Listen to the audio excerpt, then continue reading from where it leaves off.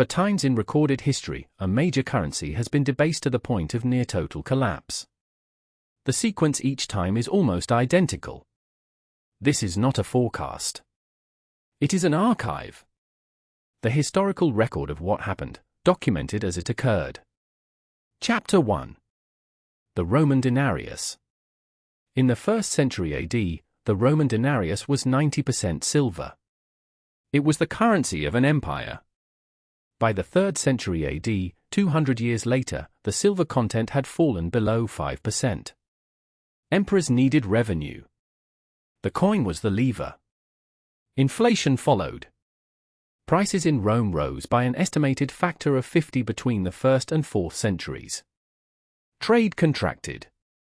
The empire's tax base eroded. The debasement did not cause Rome's fall, but it accelerated the fiscal crisis that made recovery harder. Chapter 2. Ming Dynasty paper money. In 14th century China, the Ming Dynasty introduced paper currency, the Da Ming Bao Chao. It was not convertible to metal. The government printed notes to fund military campaigns and infrastructure. By the mid-15th century, the notes had lost most of their face value. The Ming eventually stopped issuing paper money entirely and returned to a commodity-based silver system. The experiment lasted roughly 80 years. Chapter 3. The French Assignats. In 1789, revolutionary France issued the Assignat, a government bond backed by nationalized church land. Within 2 years, assignats were used as currency. Within 4 years, the government was printing them without restraint to fund war. By 1796, the assignat had lost 97% of its original value. France abolished it and returned to metallic currency.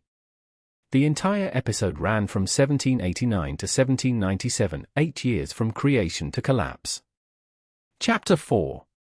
German marks, 1919 to 1923.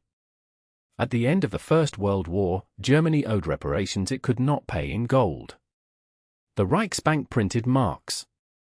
By 1923, $1 exchanged for 4.2 trillion marks. Prices doubled within hours. Workers were paid twice daily and spent wages immediately. A wheelbarrow of notes could not buy a loaf of bread. The hyperinflation ended only when Germany introduced a new currency, the Rentenmark, backed by land, not gold. 1 Rentenmark exchanged for 1 trillion old marks. Chapter 5. The common sequence. Across all 4 cases, the historical record shows the same structure. First, a fiscal or military pressure that could not be met from existing revenue. Second, the currency unit was expanded, through coin debasement, paper issuance, or printing, to close the gap. Third, the expansion became self-reinforcing. Each new round of issuance eroded confidence, requiring more issuance to fund the same obligations.